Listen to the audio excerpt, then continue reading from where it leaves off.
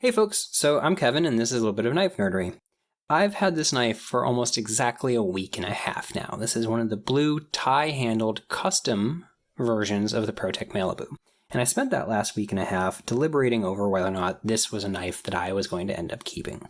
That in and of itself really surprised me because I just fully assumed that this was going to be a keeper. And the end result is I don't think it is. So I wanted to talk a little bit more about this knife compared to the aluminum version, talk about some things that they've done that are really cool, some things that I've learned that I don't really like about it, and talk a little bit about ultimately why I think I'm going to pass this along. You can tell by my indecisive language there that I'm still not 100% sure how I feel about this knife. Okay, so a little bit of backstory. I also own this. This is, of course, the aluminum version, and these are both the stone-washed reversed hand-toe blades. In fact, the blade is supposed to be completely the same from everything that I've heard. So I bought this a month and a half ago based on all of the hype and everything like that and all the reviews that are so fantastic about it. And the moment I took it out of the box and went like this, oh, and then went like that, oh, I knew I loved this so much that I was going to sell it. And as silly and counterintuitive as that sounds, what I mean is that I knew immediately I wanted some version of this knife, but that the aluminum handle version wasn't going to be the one, and that I was going to hunt down one of these. And the reason for that is entirely the aluminum handles. I know some people love aluminum handles, and some people just don't mind them. A lot of people don't feel anywhere near as strongly as I do. I hate aluminum handles. I hate them for two big reasons. And the first is tactile and auditory, that the feel of operating and holding and everything aluminum handles. They make that sound, and they make this sound. Yeah. Okay, so this is a knife that's very like clicky and clanky and it's a knife you want to be clicky with. And aluminum, because it's so not dense, it just has this hollow quality to it. All of the things that should be clicks and clunks instead become clacks and clanks. Everything just sounds tinny in a way that like this is a knife that in so many ways feels and sounds great. And so to have all of those great clicks and snaps and clunks be kind of cut short and made feel hollow by the aluminum handles, I hate that. The other reason is that aluminum just scratches really easy. And when it scratches, those scratches are bright, bright silver and show up really hard. And it's not that I'm worried about the knife getting scratched. Knives get scratched. Knives are tools. They get scratched. What I don't like about it is that I know they get scratched more easily, and as a result, it imbues it with this sense of fragility that isn't true. It's all just in my head. Like, this is a well-built, sturdy knife that can take a lot of real use. But when I reach for knives that are aluminum handled, I always have that kind of like, oh, this one I have to be more careful with or I'll scratch it feeling. And I don't like that. And I know it's psychological, but if I can get a version of this knife that doesn't give me that feeling every time I reach for it, knew I wanted to do it. And so I was super excited and spent a while hunting one of these down. This is part of the April restock, so this is the version that is in a darker blue and has a black G10 backspacer and a couple other things I think are different, but I'm not 100% sure. And so I want to talk about what is actually different about this knife compared to this one, for folks that haven't been able to hold one yet and see if they want to know one, and also what they've done that I don't like, because this does fix everything I didn't like about this. It really does, just like I thought it would. It just introduces a couple of new problems. So, first things first, ergonomically, these are nearly exactly the same shape. From this profile, they are the same shape. Where they differ is on the thickness. The titanium version has flared, contoured handles. They've made it wider. This knife is a long, thin tube of a knife.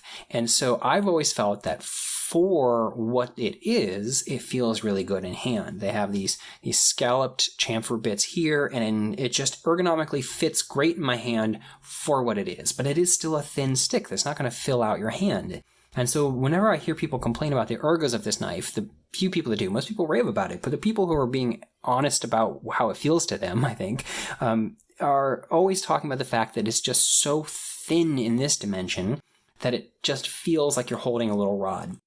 And it does. And this little bit of flare here isn't much, but it's enough that you do feel it. Like, it does fill out your hand better. It is still like a thin tube of a knife, but it does flare just enough to feel nice in hand. This knife was already rounded in the right spots. It's got chamfer along the top, these scallops down at the bottom, everything like that. But this a little bit of additional rounding here does feel good. So in that regard, they have improved on the ergonomics here. The biggest improvement they've done is on that tactile quality that I've talked about. This feels amazing. Ooh.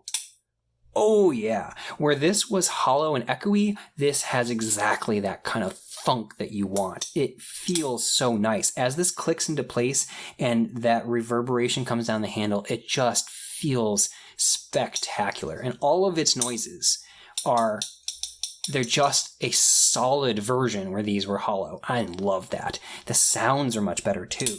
It just has this really satisfying click, clunk, thunk thing that's just, it is great. Absolutely love it. It also has more lockstick on this one.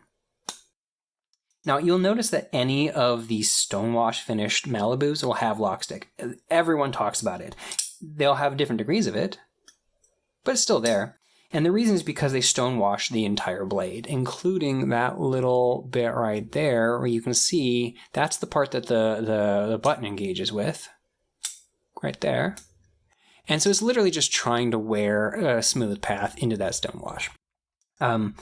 The versions of this at the very beginning that they released that have the satin finish blades, I've never heard anyone complain about those having the same kind of lockstick. And so that's what's going on there. And it was, I think it has to be a coincidence because the blades are effectively identical, but it was noticeably stronger on this one and still is. I haven't clicked this as much, but you definitely feel it there. Other improvements they've done is around the general aesthetic and finishing. They've added fun stuff to this. It's titanium, so they said, what can we do with it? Let's anodize it. Let's mill it. Let's add texturing. So, I don't normally go for anodized handled knives for the same general scratching reason as this. They show scratches, they scratch easier, and they show scratches really, really strongly. So I tend to like a user finish, I like stonewash finish handles, stuff like that. But if I'm going to get a pretty knife, then blue is actually a pretty nice color. And so I said this is the darker version. This is probably looks like about like 30 volts, something like that. And the original versions of these had a lighter, almost sky blue color to them. And so I personally like this darker blue more. It's more my speed. The other thing they did is they made this black. This G10 backspacer used to be green. They called it light green. It was a yellowy green, and my gut reaction is it probably was just natural undyed jade G10. And aesthetic, sure, just my opinion, but I personally think that green kind of clashed really bad and looked really weird against the lighter blue they did. And so this black G10 backspacer with the darker blue, I think looks fantastic. Going in the direction of this being pretty, they've added milling. Actually, let me talk about one other thing first. They added orange peel texturing along the back, along this entire back. That looks really cool. They also added it along this entire surface, and they added it along, weirdly, this surface. And that's weird only because they didn't add it right here or right here. So I don't know why they did it in most but not all places, but it's well done orange peeling and it adds a really nice texture to the knife. So back to the milling here, they added this pin striping. And I don't know how well it's going to come through in this video or in my particular lighting, but if you just look up any of the product shots, you can see that this pinstriping, in addition to it being pinstriped, has in and of itself this every other line looks darker finish quality to it. So what that is if you look up close, and I'll try and insert some videos here, or pictures here. What that is every other line has a rougher texture than the others. And so the more clean, smooth milling looks lighter in the light, and the darker, more rough milling makes it look darker, like it's rougher, and it reflects light differently. And so it gives us this really kind of neat every other pinstripe effect. But I've definitely heard some people complain about it because that rough striping is what a lot of manufacturers consider a defect. So the way that you get there in the first place, how do you get that, is by doing a zigzag path on your mill. Because the idea there is that when you're going in one direction, your blade is going to be doing what's called climb cutting, which creates a smoother, cleaner finish on the finished surface. And as you're going back, the blade is now encountering in the opposite direction. The physics of it means that it's now a conventional cut, and conventional milling leaves a rougher finish. And so by doing a zigzag pattern, one pass is climb, then conventional, then climb, then conventional, then climb, then conventional. And a lot of places don't want to have that rougher finish of the conventional mill. Conventional milling doesn't always give you a rougher finish, but it often does. And in this case, it's obviously doing that. And so what they'll do is they'll do a one-directional milling path. They'll come back around and and that adds extra time. The mill has to move, the bit head has to move all the way around the path in order to come back around and go in only one direction. And so places will avoid that if they don't want to, because it costs more to make the thing run longer. It takes longer to do a single one. They can't do as many as quickly. And so the other thing people do is come back and try and clean up that with some additional type of effort. I contacted Protech about this finish to get a sense of why they left it this way. Like what was the decision making behind that? And props to them, because I wasn't expecting much of any kind of response or any response at all. And they actually wrote me a really long response, like a full page, all about the finishing of this knife, specifically with regard to this milling pattern, why they made the choices they did. And I gotta say, they went above and beyond in terms of actually responding to me as a customer. That was awesome. So props to them.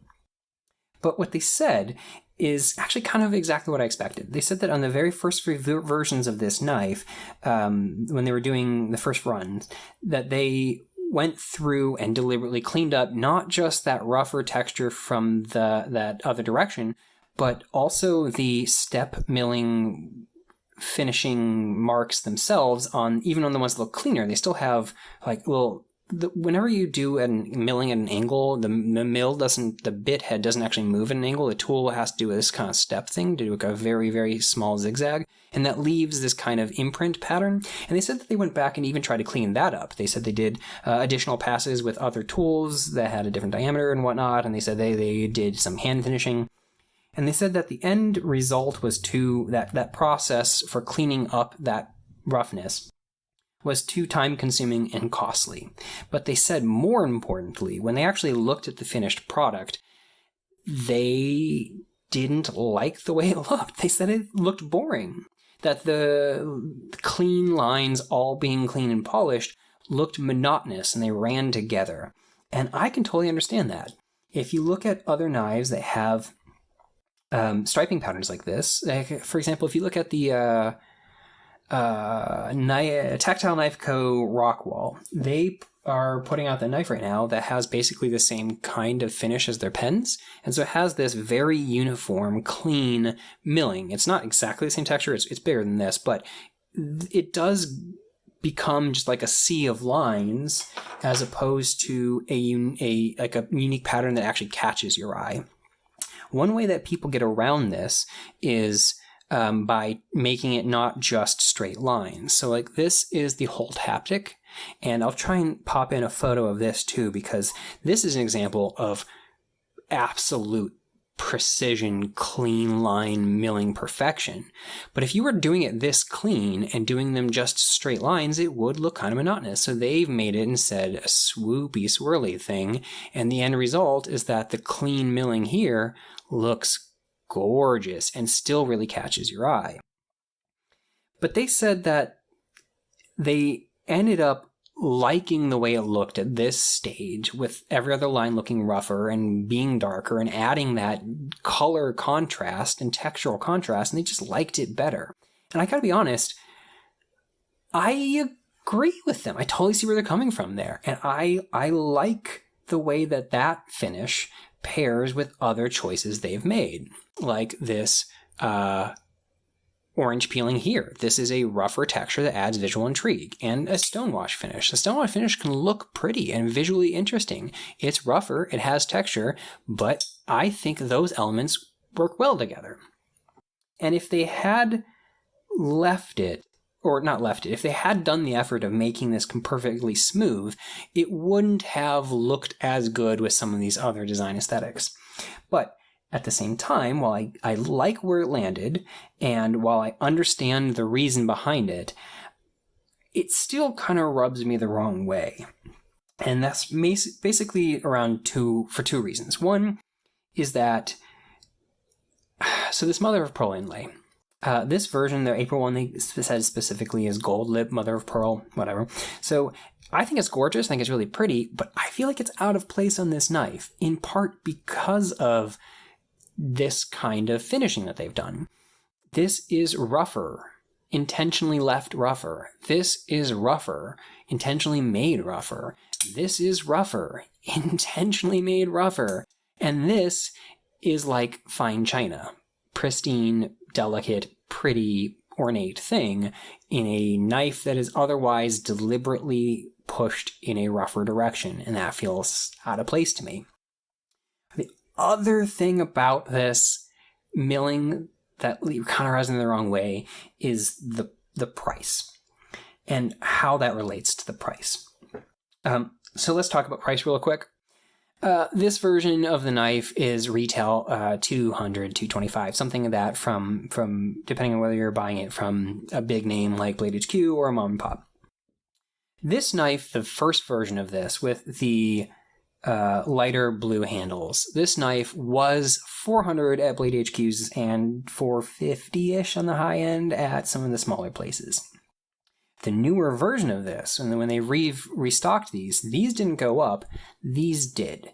The darker blue versions of these went up by about $50, which is about 20-25%.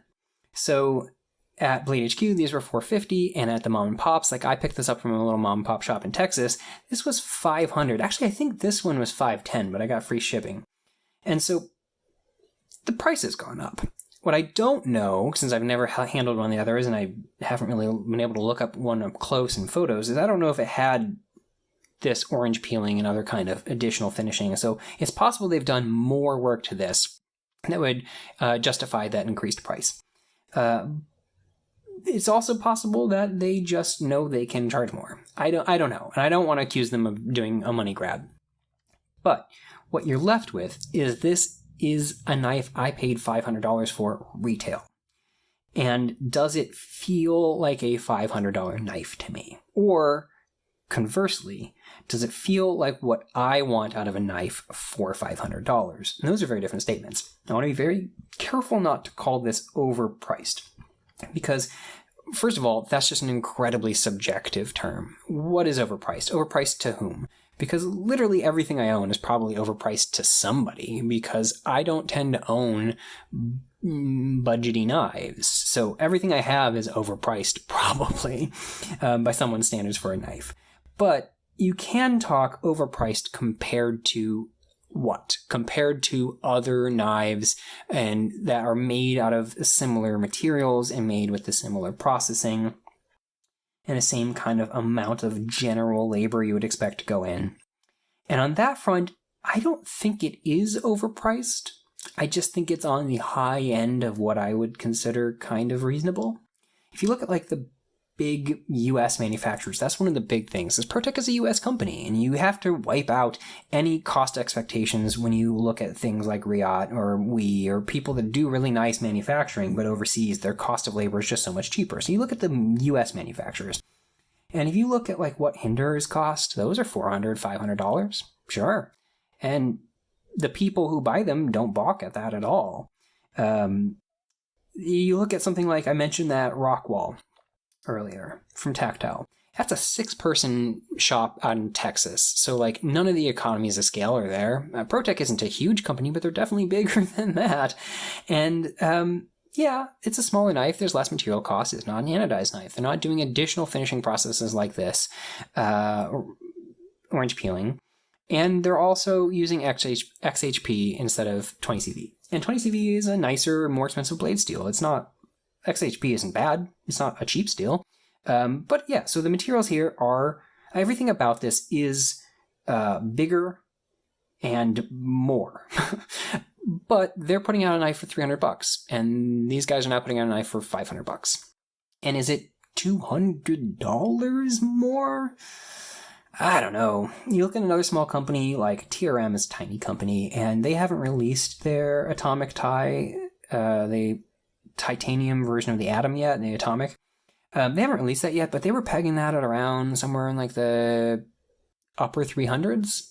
And that was for a small company, CNC milled titanium knife. And so I don't think it's overpriced, but its price is high enough that it's at least on the high end of what I would expect a knife like this to cost. And going back to how this relates to the milling, when you do things like orange peeling, you're adding a rougher texture that took additional work to add in. And there's a whole huge market in today's day and age around customizing and modifying knives, where people will spend lots of money to have weird, neat, fun textures and patterns added onto their knife that rough it up in some way. And so I get the idea that that kind of thing is additional labor and you pay for it. The thing, the texturing here, it's additional labor they avoided doing. Most people would have put in the effort of planning a different path or cleaning it up, and you'd be paying for that additional cleanup. And here they've added cool texture that looks nice, but I don't want to say skimping, but it's like they've not done work. And so this kind of texturing is not something I want to be paying more for. What this ends up with is this puts it at a price point where I start having to think a lot harder about whether or not I want this specific use of $500 out of knifery. Because what is this doing for me?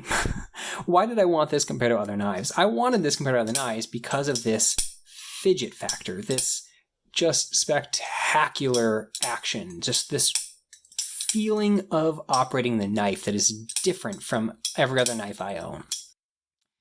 And I still get that here. But does it feel like $500 worth of fidget factor? There's another aspect going on here, and that has to do with the weight. So one of the things that I think is important about this knife being a really good fidgety knife is that it is very lightweight. And yeah, that affects the more practical application of that is carry and how light it is in your pocket, but it really does impact the kind of fidgetiness. And so if you are going to get this knife, in part at least, to sit as you're at a desk or doing on the couch watching TV and just play with it, if you're trying to play with it, it being lightweight makes that something you can do. You can play with it for a long time. You don't feel it in your hand. And this knife is solid slabs of even thicker titanium. And the result is that this knife feels heavy in my hand in a way that I notice when I'm just kind of sitting around playing with it. So this is actually officially the heaviest knife that I own, and that tells you a lot about the kinds of knives I buy, but it's the heaviest knife I own. The original came in at 3.17 ounces, and this is a 3.25-inch blade, I think, and so it's not dramatically under that ounce and inch mark compared to a lot of knives I own, but this feels light every time I pick it up. This comes in at 4.315. And a lot of people are going to be looking at that and going, that's not heavy. And I hear you. I agree. It's not that heavy. It's just heavier than I expect it to be. I'm spoiled and just kind of used to knives of this size coming in at around 2.8 to 3.5 ounces. Especially when I'm paying $500 for them, they tend to have things that this one doesn't, like internal skeletonization that would completely fix this problem. Why didn't they do that? If they release a version of this down the line that has internal skeletonization, I'm all over that knife. I really will. That will be the one for me. But right now, this is left heavy feeling. Again, it's not heavy, it's heavy feeling. And part of that has to do with the shape and size and what my expectations are. Because every time I reach for this knife and I pick it up, I have a, oh, this is heavier than I thought it would be reaction. So this used to be the heaviest knife I own. This is an f5.5, and it's just like a little tank of a knife. And this was 4.3, this was 4.2. They're effectively identical. But the difference in shape here, even though the handle is smaller, everything is spread out this way. And the result, is that in hand, this is distributed across my hand in a way that this doesn't feel heavy. I feel the weight, but it doesn't feel heavy. And as I move it around, it moves with the rest of my hand in a way that it feels like it's just an extension of my hand.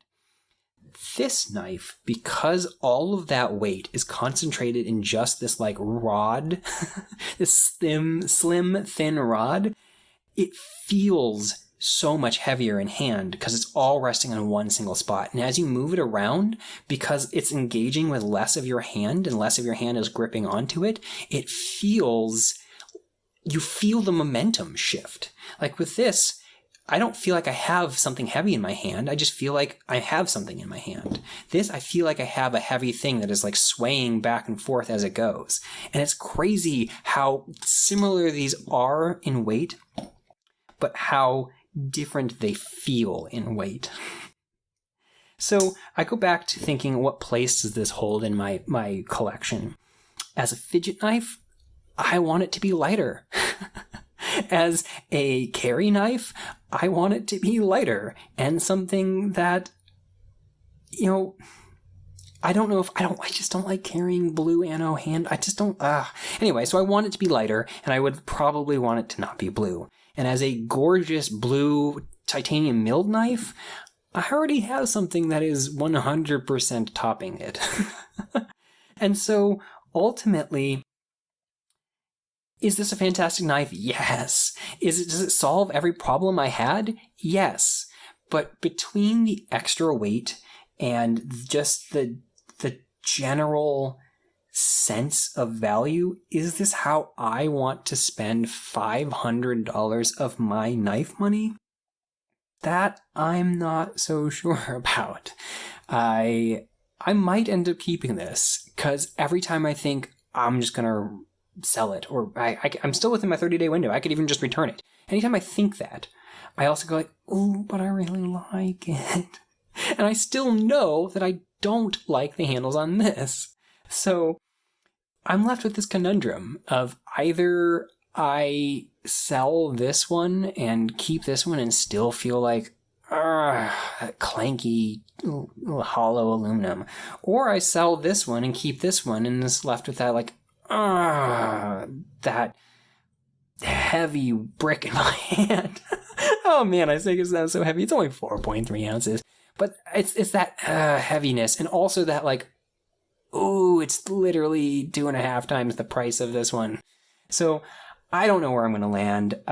If I do end up getting rid of, when I eventually I'm not going to keep both. When I do eventually get rid of one of these, I'll let you guys know what I ended up with. But what I really want is I want a version like this that has the hollowed out handles. They give themselves even more room. They could do more hollow. Anyway, that has the hollowed out handles that they don't make one. I want one with hollowed out handles, and I want it to be at least not more expensive, and ideally less expensive. I want the production to go up. I want the price to come down, back down to the $400 to $450 range, and I want it to have hollowed out at that point. And if they make that, that will be the ultimate Malibu for me.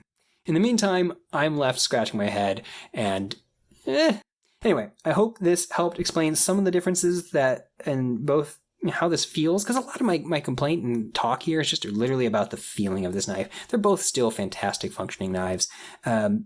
So I hope this helped give you a little bit more insight into what's actually different with these and whether or not you yourself would want to go out and spend up to or more than $500 on this knife. Anyway, thanks for watching and have a nice day.